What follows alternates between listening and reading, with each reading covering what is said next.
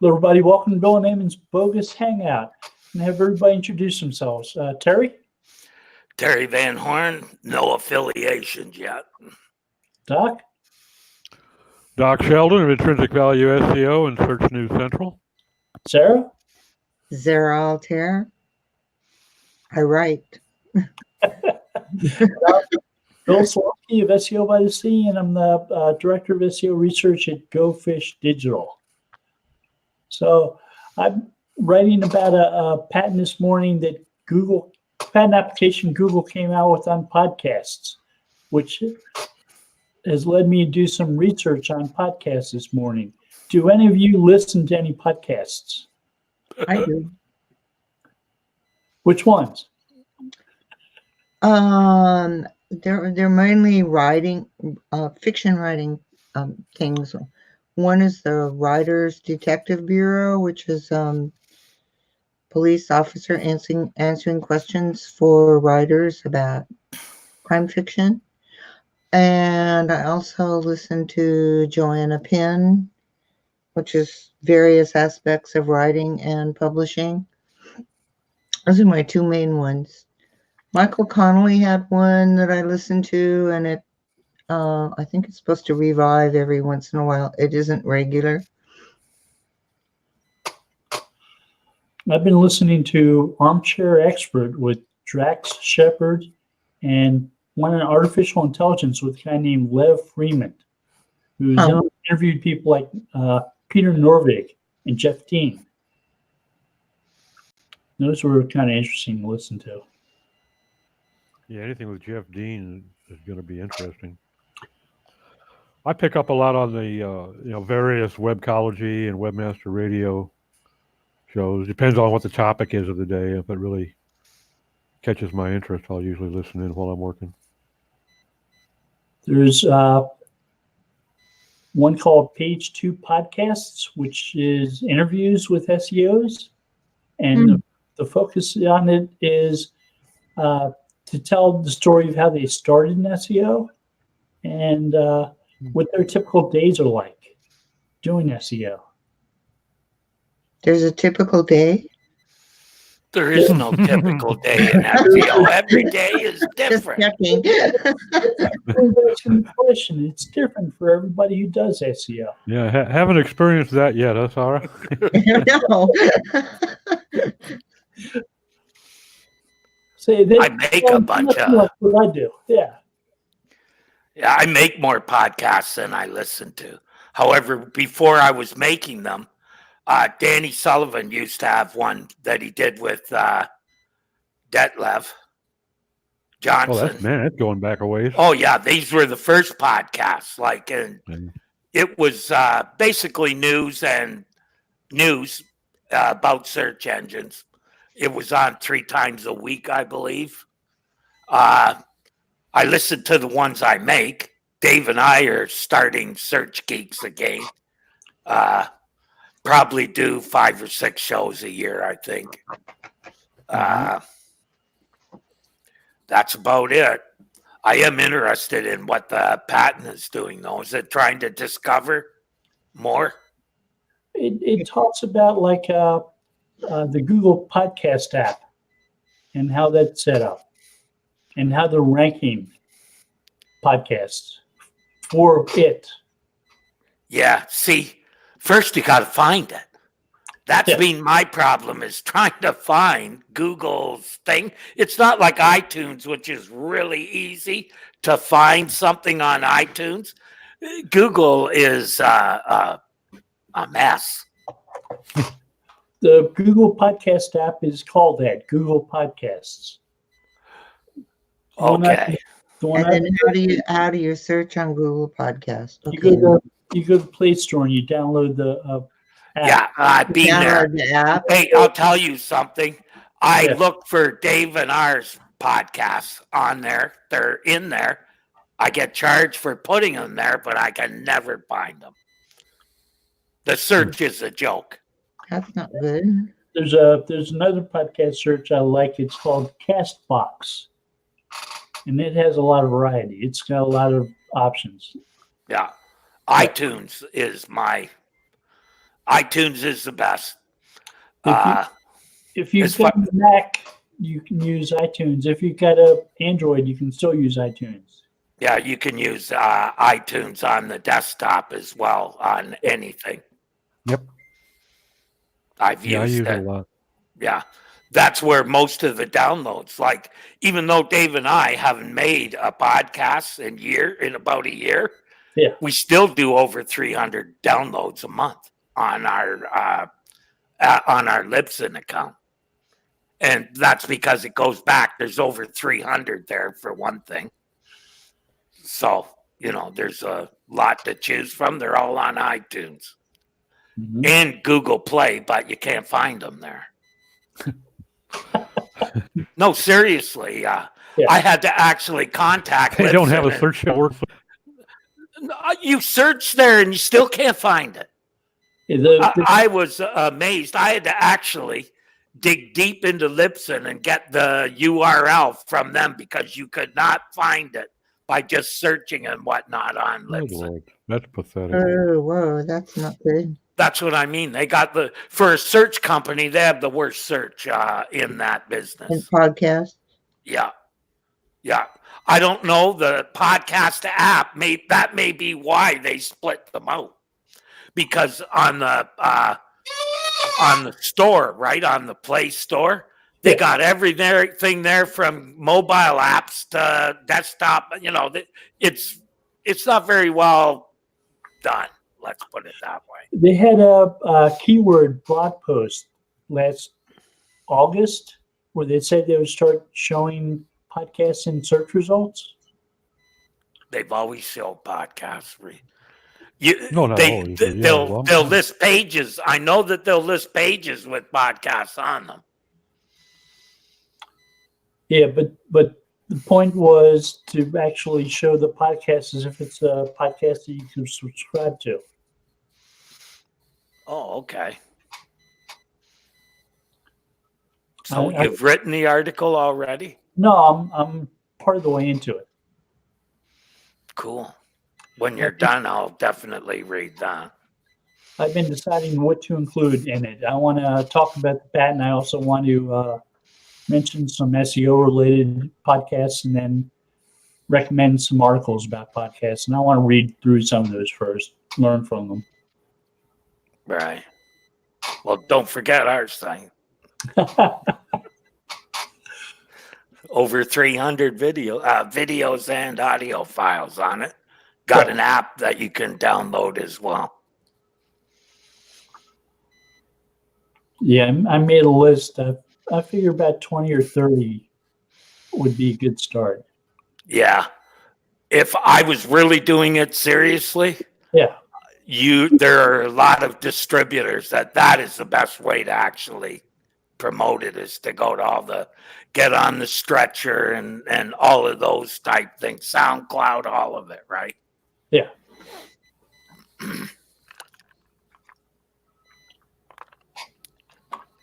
But I gotta assume that a lot of people are probably using iTunes as a backfill because of all their inventory there.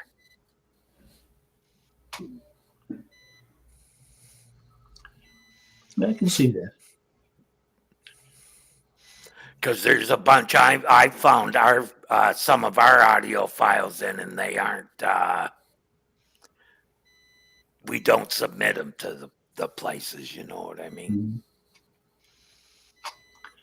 I've been doing a lot of podcast listening to chores around the house. Washing dishes, watering the plants, stuff like that. I found that when we included the app for our podcast, a lot of people liked it because then they could put it on their phone, play it in the car, etc., on the way to work, right? Yeah. And Darren Shaw told me he use it when he's doing housework around the house, mowing the lawn and shoveling all that snow up in Edmonton. No shortage of that. No, sir. Yeah, I listen when I'm doing housework. I also listen outside in the yard, like weeding and things like that. And Yeah. also when I'm driving. Those are the times I listen to podcasts.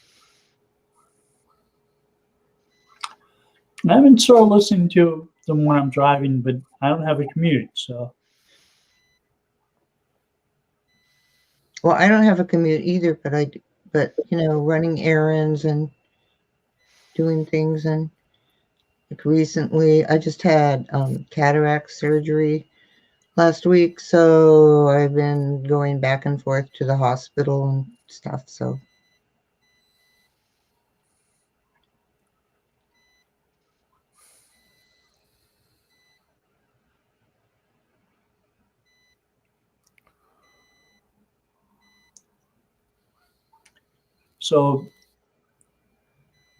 that sounds interesting. The one about the police officer answering questions for people. Yes, it's very, very interesting. The feed for the questions, he has a Facebook group and people ask questions and then he answers them on the podcast. It's weekly. It is very interesting.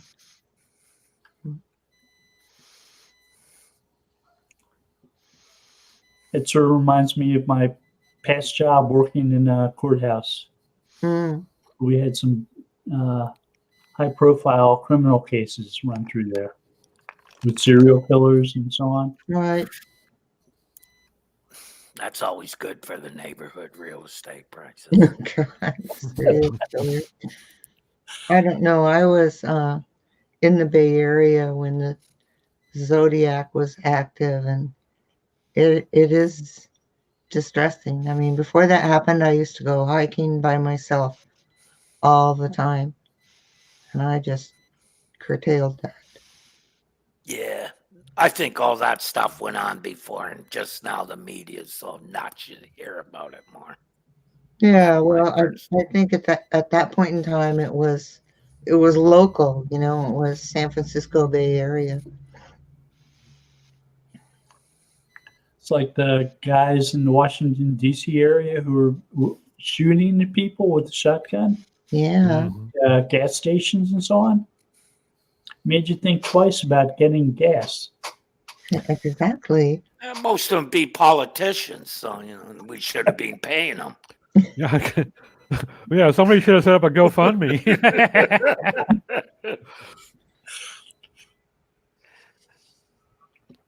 Ammo's not cheap.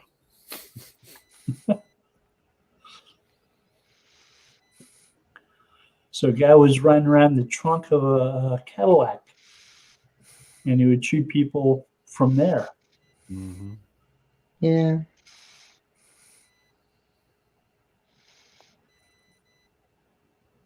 It's craziness. We have a fairly extensive light rail transit system in the Portland area in Oregon. The MAX, it's really great. But there have been events in the last couple of years on the MAX with stabbings, especially stabbings, and people just bonkers on the train. So you still have the coaster there? Yeah. Yeah, I love taking the coaster to San Diego. It's a great ride. Mm-hmm.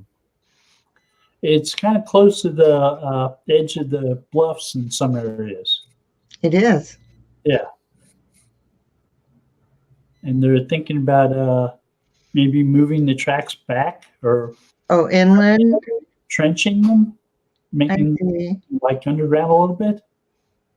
So like Like Solana Beach. closer to 5? That far inland or not? They want them a little bit more stable. Well, that's understandable. You know what Good thing.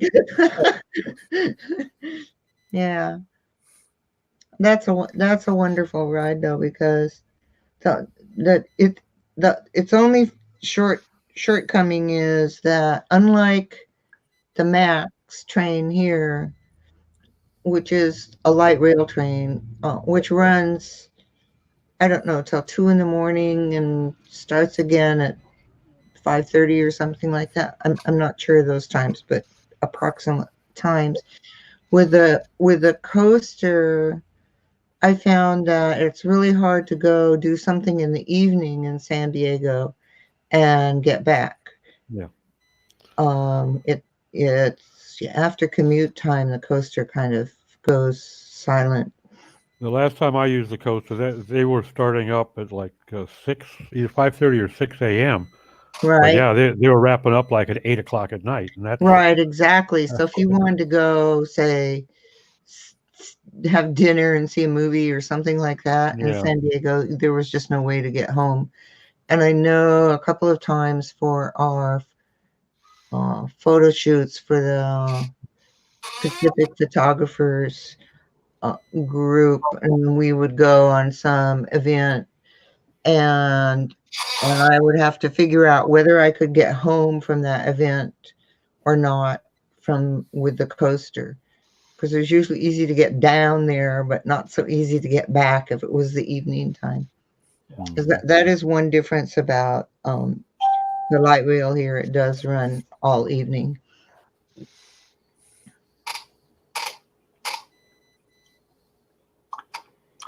And then there's a train trip up the coast to Seattle. Yes. I had some friends who did that. They lived in Sonoma, so it wasn't the whole coast, but they went from the Bay Area up to Seattle on the train, and they had a good time. Yeah, I looked at that. The price isn't bad. The amount of time it takes was just something I couldn't take off. Well, I see what, yes, it takes a while. It is a leisurely journey in this day and age. You got some kind of sleeper compartment, I think, so they could sleep overnight.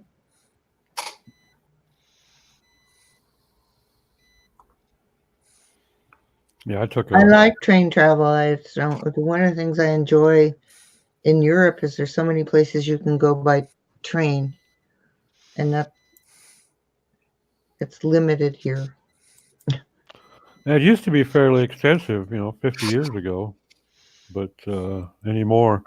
I took probably close to 40 years ago. I took a run from San Francisco to New York on Oh, the train wow. with a Pullman, and that was a fantastic trip. I mean, I went through like almost 24 rolls of film. Beautiful scenery. All right. Yeah, I know. And you also on the train see things you don't see from the road as well. Calgary to Vancouver is pretty good. Is it? Calgary is Right gorgeous. through the mountains, Those man. little towns. Calgary's Right. right in the foothills. Yeah, And that's some fantastic scenery. Yeah. Yeah. Like it goes where nobody goes.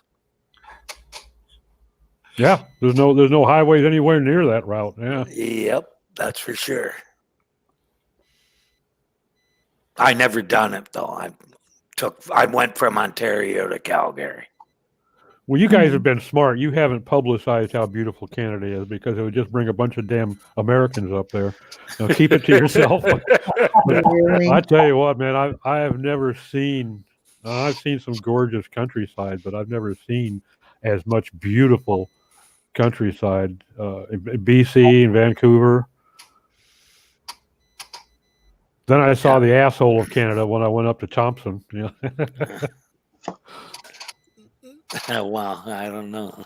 That's the pits up there. I don't know how those people live. Yeah, that's pretty remote though. Yeah. Yeah, that's probably a very large percentage of Canada lives within 100 miles of the U.S. border. Mm-hmm. It's astounding how much of Canada is that close to the border.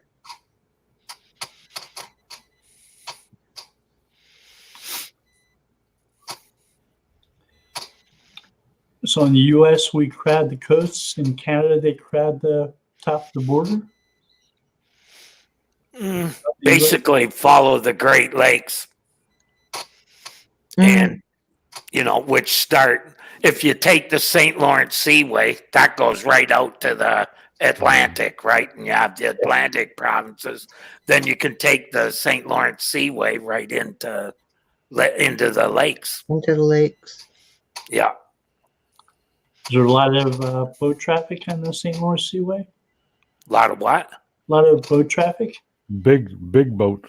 Big boats, yeah. Yeah, Not as much as there used to be when there was a lot of steel mills and whatnot. But like Hamilton was huge for steel. Probably half it's gone. Yeah. Probably more than half is gone. That's where my brother works in that industry. Whole family has for probably last 30 years. I even did a summer there. Working in a scrapyard. Friend of mine's family worked for Bethlehem Steel like that. Yeah. That was really big in the U.S. Yeah, my father worked in a recycling, and my grandfather hired the whole family eventually.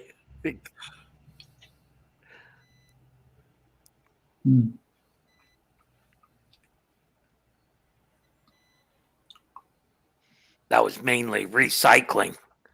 They recycled the scrap, and then it went directly to another part of the company and was put into ingots of steel. Is there much passenger traffic along that waterway? The 401 around Toronto is one of the busiest highways in the world. Is it a big circle? Not a circle, dear. No, it's not straight.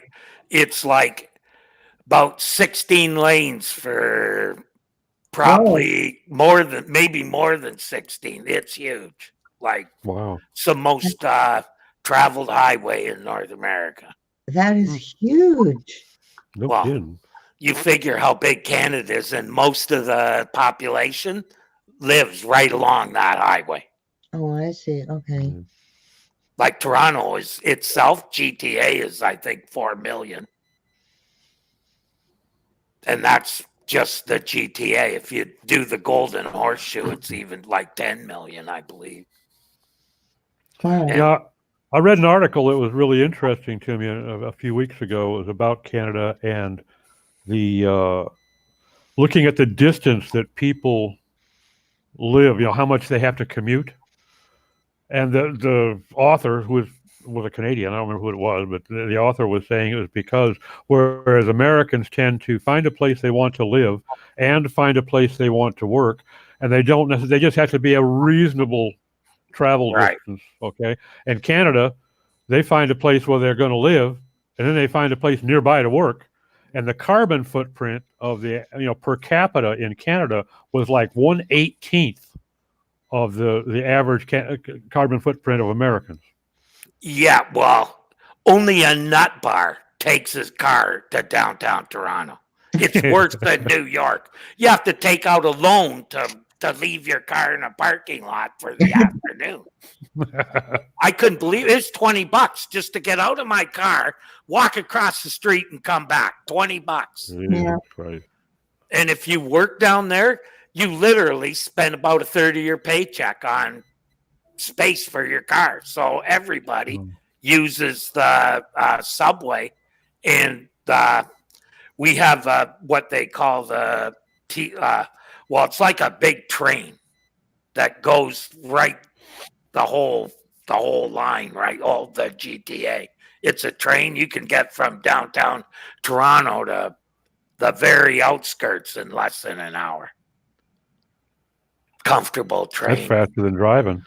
Oh yeah, it's much faster because you'd be in from about 3 o'clock to 8 o'clock. The 401 is just like Los Angeles at rush hour.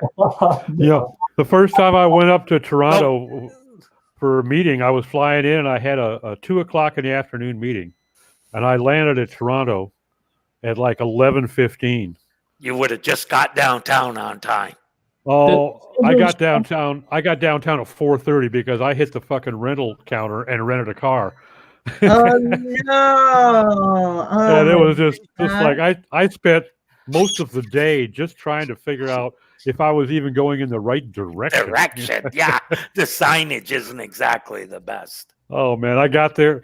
I finally stopped and I called. I said, "Look, I don't even know where the hell I am." And I told him, he said, "Oh, you're still a couple hours out." And he said, "Well, that's okay. We'll just reschedule the meeting for the morning."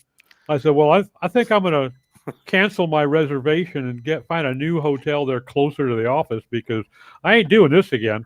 And I called the airport. They came and picked up the car rental. I said, "You want it? It's here at the hotel. I ain't bringing it back." Yeah, it's pretty bad. It's a Oh, long man. ways too from the airport to Yeah. downtown Toronto. Oh yeah, it was probably what 40 miles or so. I think 30, Well, 40 it's miles. a long ways. It's Yeah. probably a 40-minute car trip, 40-minute trip in the car, anyways. But you know, the one thing that impressed me that trip, and I drove right down through downtown, I didn't see any trash on the streets. I didn't see any graffiti. Yeah, that It was a one of the long time cleanest, ago. one of the cleanest cities I've seen in my life. Yeah, But that there was is back in now. early '80s. You know. Yeah, there is some trash now and some graffiti, but not like you see in other Yeah, cities. there. I mean, I was looking. I could not see so much as a piece of paper or a single bit of graffiti that entire run. Yeah, I was well, the looking people for it. who used to do that work are no longer doing it. They couldn't afford those city workers anymore. There aren't many people that do that. Yeah. And they only come in, like, there's a bus stop right in front of my house, and there's a garbage can there, and then there's a shopping cart. By the time they come and empty it, the garbage can is full, and so is the shopping cart. Jesus. Somebody put the shopping cart there for the overflow. Yeah, but at least people are using the trash containers. Yeah, instead of just that's throwing stuff on the street. You know? people here. If you throw shit in the ground, you get a lot of dirty looks, and someone will probably say something to you. Good. That's part of the reason is a little bit of civic pride about the cleanliness. That's good. Too bad it's not contagious. Yeah, well, then too, it depends where you are. Yeah. Some places you wouldn't find any paper, but you find lots of needles. Lots. Mm. And spent condoms.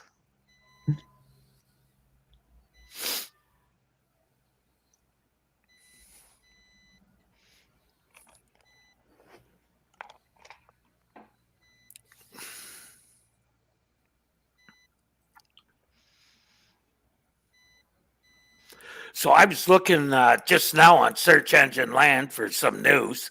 Yeah. I see they're talking about the January update. Yeah. Yeah. I think they're talking about your money and your life again. People don't understand, I don't think. Here's my feeling about updates. Yeah. Every update, once it gets into the algo, right? When they refresh, they don't refresh one part. They refresh the whole thing. So I think that's what you're seeing is the results of the changes made since the last major update and now. So about what, 9, 8, since the last major Your Money, Your Life, being about 18 months. No, not that long, about a year, I guess. So I think they happen all the time. And eventually it gets to the point where it actually hurts people again or moves them up.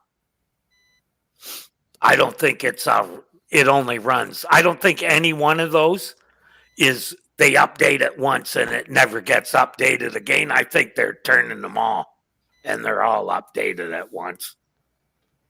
So it may update Penguin and Panda and Your Money, Your Life. Those are all separate. It's hard to say because I think an argument could be made for the advantages of doing it either in modules or in its entirety. And I suspect that from their standpoint, since we all know how machine time is such critical currency there, I would think it would make more sense for them to do it in its entirety, like you're saying, and roll 5 or 6 different updates into one major rollout rather than doing 5 or 6 individuals, because the logistics of doing individual rollouts has got to consume an awful lot of resources for them. Yeah, that's what I mean. That's why they might be updating them all at once, or groups of them all at once. Well, they could offline. They could roll those modules in as they're ready and test them offline, and then when they get ready, roll the whole thing out, like you're saying. Yeah, I say a decent argument can be made either way, but I think that one holds more water. Yeah. Also, I noticed that it took 4 or 5 days to do this rollout, complete it. Dave and I, when they originally were doing just Panda and Penguin, Dave and I figured when they did a roll up, it took about 3 days to complete the whole thing. So that seems to be increasing, right? The time it takes to do that rollout. So that may be the reason why. The rollout is actually when they do a major update. To me, a major update is like saying they're doing the Google Dance again. Only instead of just refreshing links, they're refreshing all of that stuff. Continuous, yeah. Yeah. Well, I think they take the data in continuously, but I don't think it's added into the final at all immediately. I think it's when they do the updates, that's when they see the new data they've got rolled in. If indexing is an incremental approach, like caffeine, right? Update based upon additions to websites, changes to websites. That's just that side of the equation. The people changing their sites. Google making changes to algorithms is a different factor completely. It's not the same as these indexing updates. And Google makes changes 2 times a day, 3 times a day. I mean, they're not just making major changes. Right. Small changes. And sometimes those accumulate. Also, it may take longer because they're checking more pages. Well, too, the index is growing. And they've also they've habitually told us, okay, this rollout is going to affect 10% of queries. This one's going to affect 2 to 3% of queries. Right. You would assume that any update that's going to affect a larger quantity of queries, they're going to take more care and take longer to roll it out. I would think. Well, with some changes, they've actually given us forewarning and lead times. Occasionally, yeah. Mobile first indexing.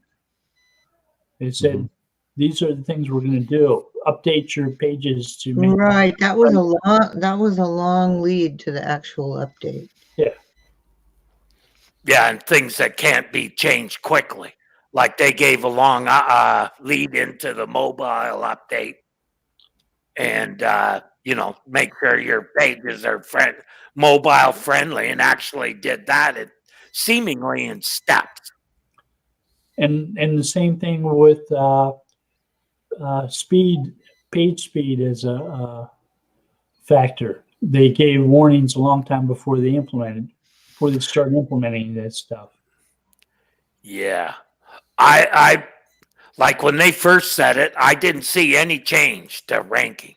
Yeah. But with time, it seemed to affect the pages more and more, to the point at one point where, it was a major concern. But I have to admit that the site was so slow that, yeah. And I see now that when I checked again, and it looks like the rankings have come back since page speeds have increased considerably. I had we're about the time talking. that rolled out, I had 2 new clients came to me because they suddenly dropped a few pages, or in one case like 30 pages, and it was because the first one I checked was running over 28 seconds to load the homepage, Oh, okay. and they lost their rankings coinciding with that page speed rollout, and just like 5 days later they fell off a cliff. And I got them down to around 2 seconds, and it took a couple of weeks, but they pretty much recovered. That is a huge change. Also seen some sites losing rich results until they make some changes.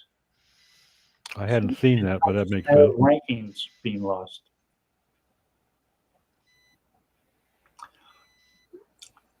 They changed their rich snippets and they lost ranking.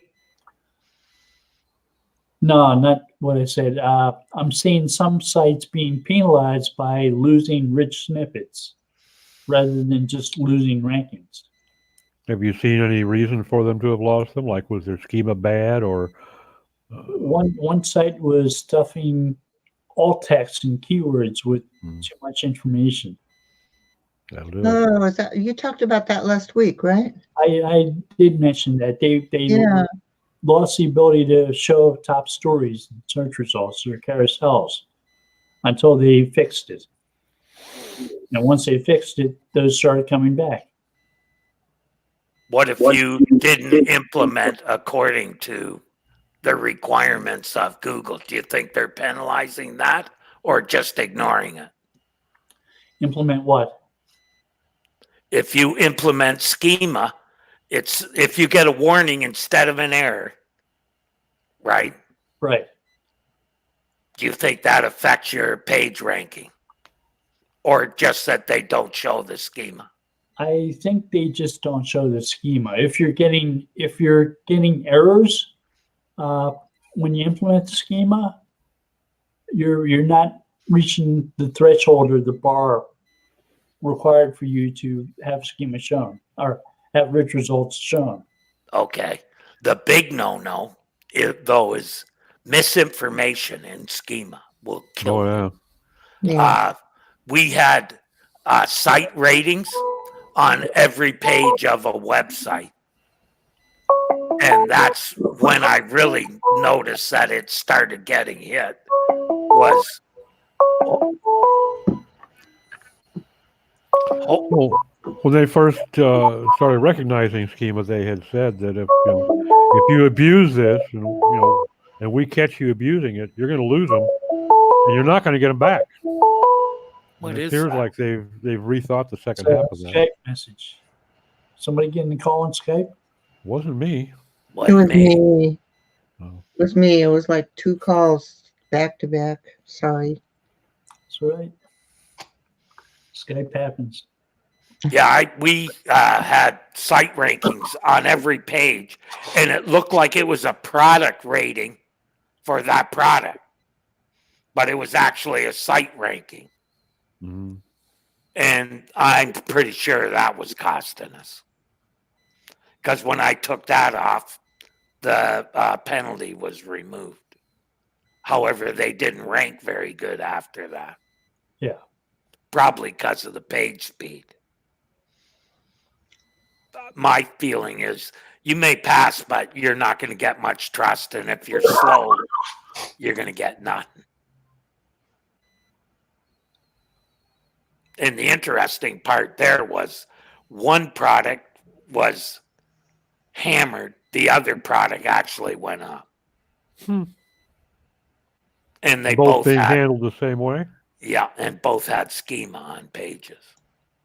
Interesting. That's what I couldn't figure it out. On the same site, you're talking same domain. Same domain, 2 exact different products with, I would say, differing competition. Or one of them just didn't happen to be getting crawled for a few cycles, and the other one got caught, and the other one escaped notice. Maybe. Yeah, I couldn't. Like I said, I eventually. That's the only place I ever been fired from. because I couldn't figure it out.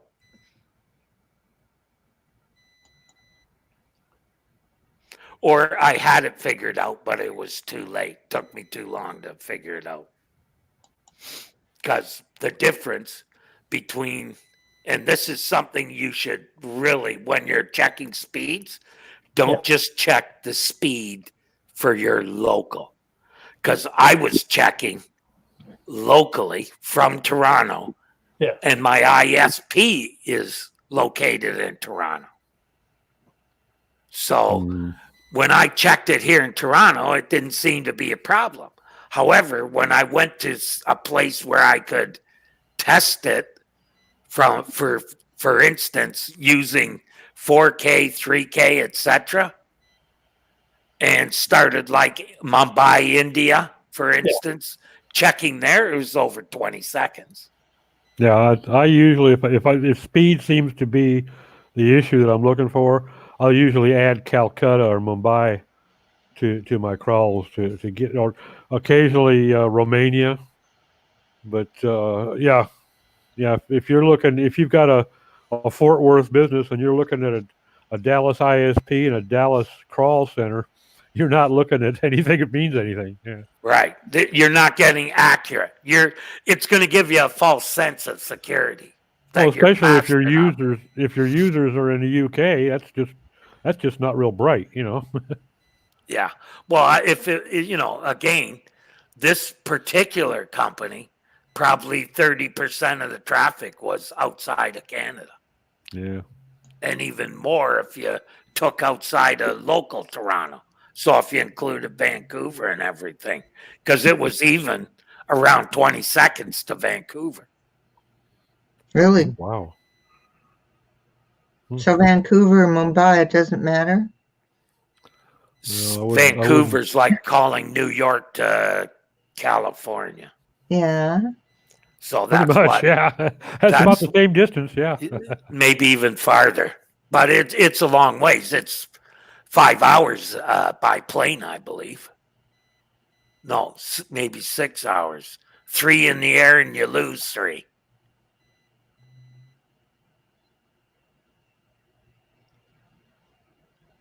So you leave and you get there almost at the time you left at, but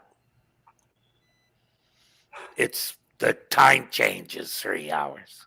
All right. But what's the air time? Oh, flight time's a long time. Over 3 hours, I think. So testing sites in India is worth doing if you're Definitely thinking about and again, Vancouver. You should start by looking at your analytics to see, I was looking at Mumbai because that was 8% of the traffic was from India. So again, that's enough to make it worth your while, because they were also good customers, right? Looking for a virtual office in Toronto.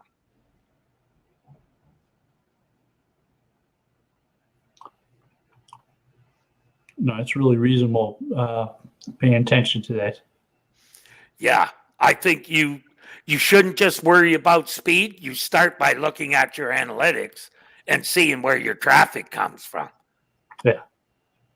And then you start checking those areas to see, because who knows, it may even be that if you check India, it's fine. But if you go to, say, somewhere else close to there, but it has a not good network in that country, right? Could make a difference. Mumbai is actually pretty good for technology in India, right? It's one of the centers for technology.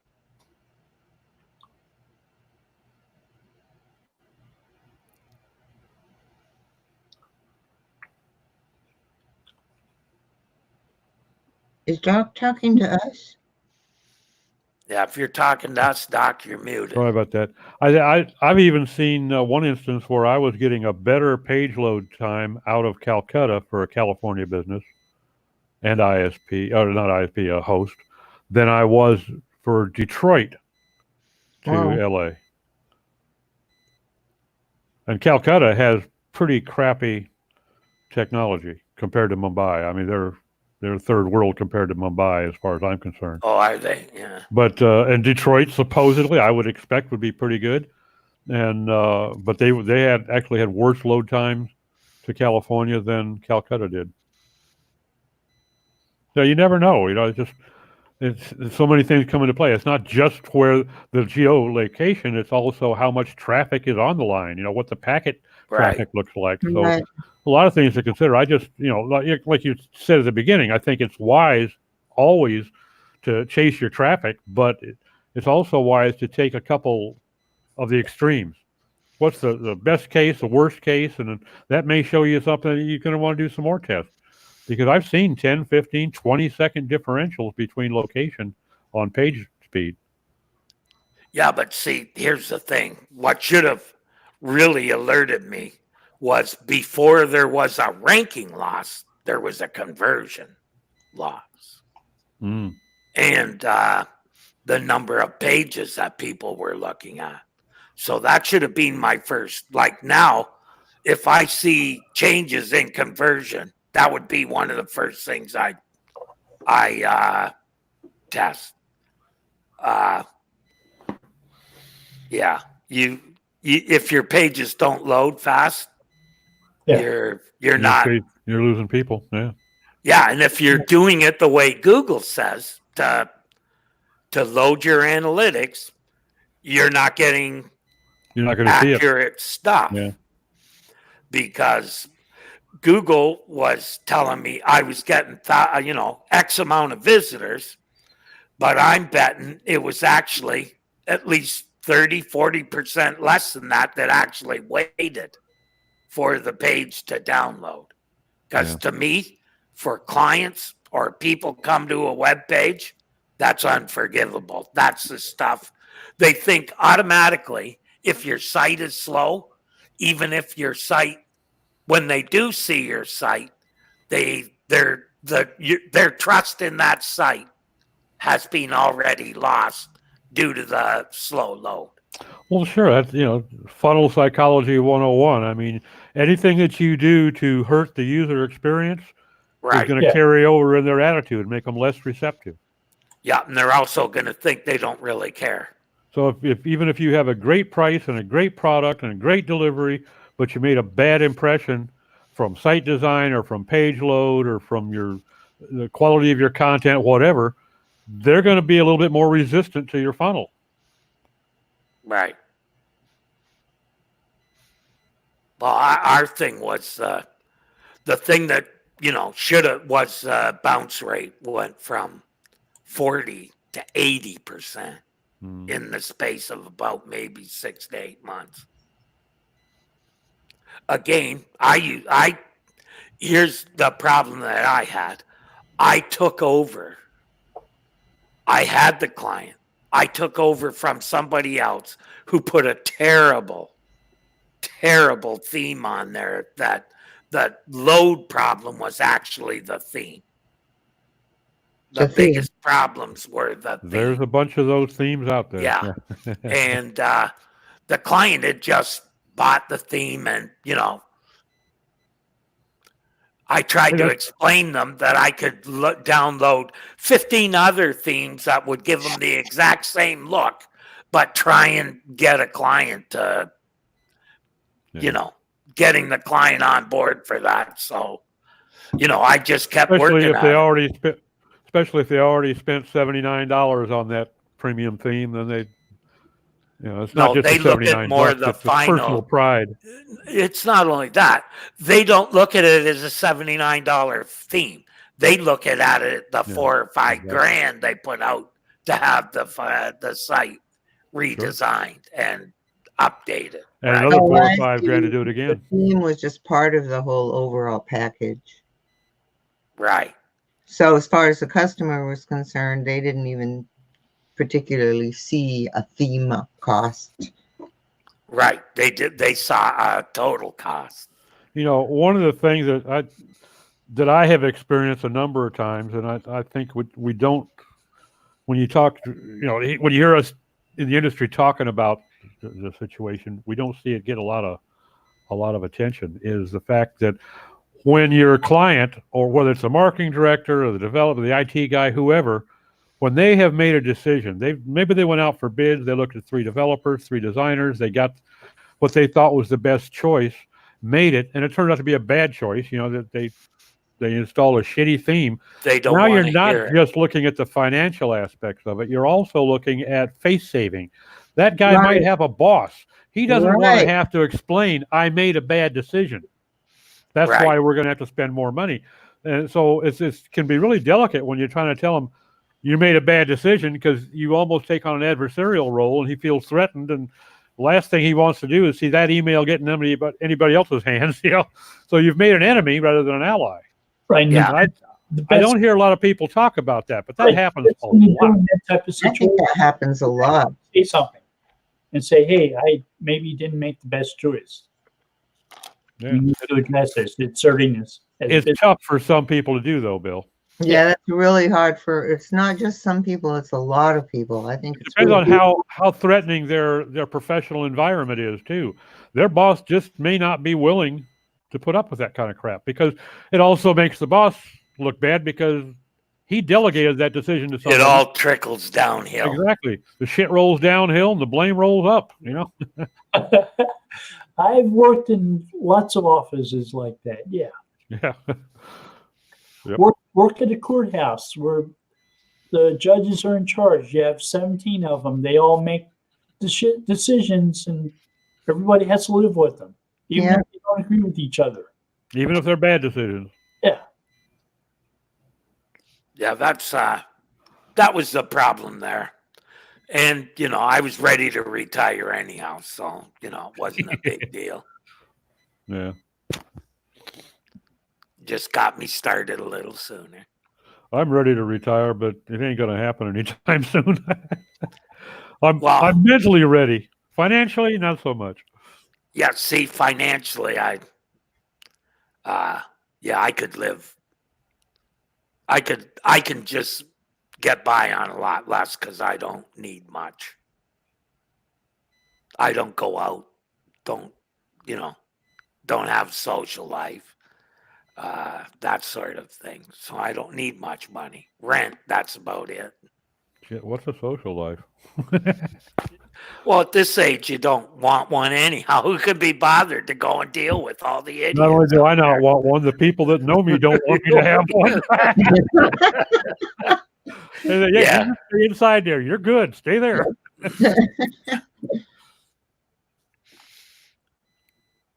Well, and the things that I did, I just don't, I quit drinking and all the other vices. So have no reason to go out. It's all here anyways. Yeah, I know. I've been carrying you ever since you quit, dude. Got to keep the distilleries in business. Well, I the reason that I'm actually looking at doing some kind of work now is I just run out of stuff to watch. Hmm. Yeah, I pretty much squeezed everything out of Netflix. They've got Yeah, that. me too. And now I'm waiting for good stuff to come out. So I even went and joined more stuff. Like I got Prime now, and what else? Prime, You got Hulu, don't you? Crave, Oh, which is it's a Canadian type deal like Hulu. Okay. It's owned by CTV. yeah. The only one I have is They have say again, Bill. a variety like Hulu, Crave. Yeah, it's got like it has all the HBO and some other networks as well. Stars movies. I think I might join Stars too, because no, maybe not, because the series I was watching on there finished with 50 Cent, and it's called Power. I like crime shows. Reminds me of my youth. We have. I use my cable for my internet, so we have cable TV too, and we got a 32-inch TV 10 steps from here. I don't think I've watched 5 minutes of TV in the last year. and that's 5 minutes too much. Yeah, I didn't watch much when I was No. working every day, but once I decided I didn't work, there's nothing else to do. Yeah, that's why I got Netflix. But like I say, I've got that squeezed the last drop out of that lemon. I may have to look for another one. Yeah, but it's constantly adding new stuff. Yeah. You can find it if you really look. Yeah, I You don't. know I what like to. what I miss on Netflix is they used to have all the old. Movies. I mean, you can actually really study film history by using Netflix, and you can't really do that anymore. Yeah, they seem to be putting up a hell of a lot more series. Yeah, than they have movies. series, And they made room for them by getting rid of a lot of the good old movies. Well, you can see that the whole broadcasting thing is slowly changing. I can see, in 10 years, there won't be ABC, NBC, and they'll be part of a network. Disney or somebody, yeah. Yeah, it's all. Disney is trying real hard to build themselves a monopoly. They are. Yeah, but their thing is all kids, pretty well. Oh no, not anymore. Well, even their movies are for kids. They've gotten into just about everything but porn now, and that may just be around the corner. Yeah, They own ESPN too. Mm-hmm. Disney owns ESPN. Yeah. Yep. But they're cutting that out too. No, they're not cutting it out. When they bought Fox, they didn't take all this Fox sports shows because Okay. it'd be too redundant to have. I know they just and ESPN. In the last year they've let a lot of people go at ESPN because they're getting people unplugging.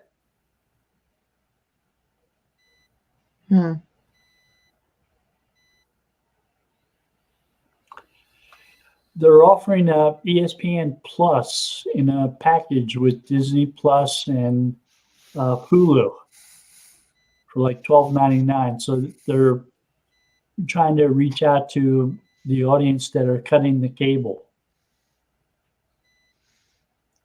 Yeah, but for the same price, if you're following hockey, you can get every hockey game for less money than that.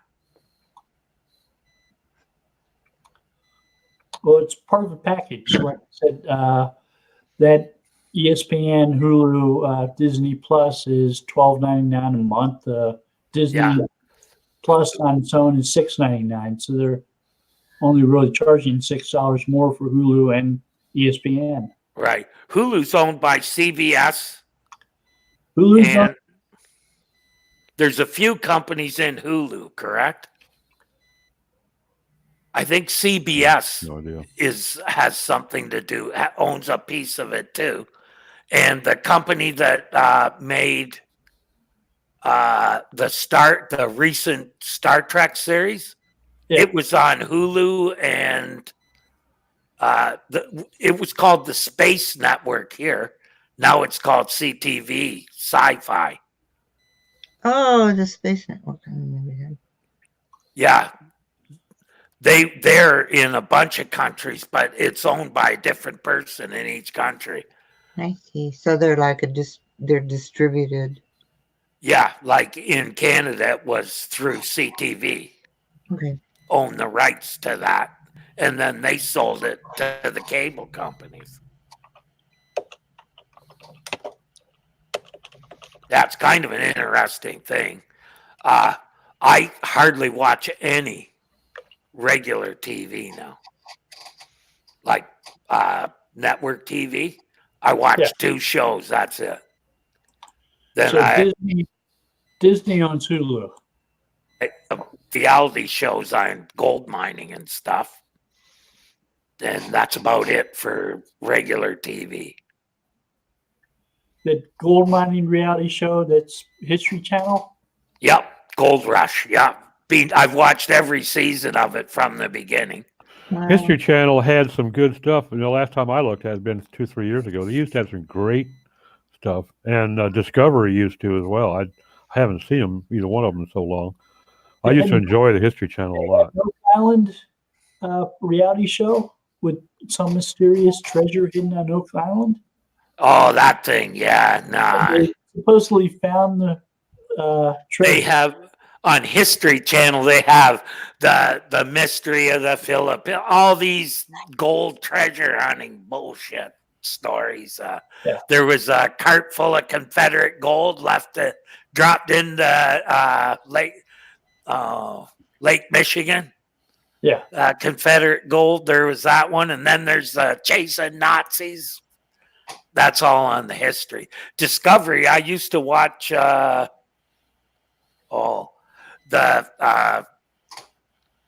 The fishing in the Bering Sea for crab. Yeah. Oh, something catch. God, Yeah, being out on the Bering, that's taking your life in your hands. yeah, that's Kidding. what some rough was living there. interesting to see people living on and working on a crab boat. It's God, you Kinda got to be pretty interesting. damn hungry, I tell you. I mean, I wouldn't go out there on a bet. you know how much those guys make? I About hope a lot. 60 grand in like 3 months. They earn it. Yeah. That's only for shrimp catching in the Gulf. Yep, they had one on that as well. Yeah. And gators. The one I still watch occasionally is gator hunting. They catch them on a line and then shoot them in the head with a rifle. There was that one. And the moonshiners. I used to watch that occasionally too. Where was that at? Oh, that's about moonshiners making whiskey. But where were they filming that? I was wondering. I'm thinking of when I lived in Virginia. Yeah, some of it was in Virginia and that area, right? West Virginia, yeah. More pen shops and liquor stores you would see. I bet they had one of my distant relatives down in Mississippi show up on that show too, because I had a great uncle who was fourth generation running the same set of stills. Really? And Wow. they were supposedly the fifth largest distributor of moonshine in the country back during the what was it? Prohibition. Prohibition, yeah. They were the fifth largest distributor in the nation. And they're still running. I think my grandfather made some bathtub gin back in those days. Yeah, I like the reality shows. I don't like sitcoms. I watch a couple of those. That's it. Mm-hmm. Mainly because, one is Connors. I like good.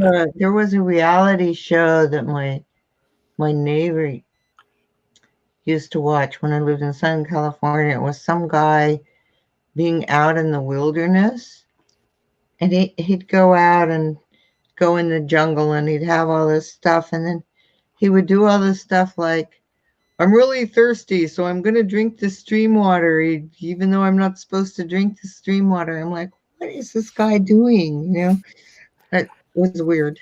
Yeah, I dubbed that one Stupid and Naked. Yeah. Stupid naked. Oh, there was one show, they were naked in like snow and ice everywhere, and they were naked. I couldn't believe it. I thought, Jesus, that's not very. You'd think that cast would have a pretty heavy turnover, wouldn't you? Well, they didn't last very long. We're that's losing for sure. people right and left. We don't have to throw them off the show. They just die. Well, they took people out of there near death, yeah. It's a top of the hour, guys. I think we got off the SEO track there. Thank you all for joining us. Take care now. Bye, everybody. Have a great week. Bye, everyone.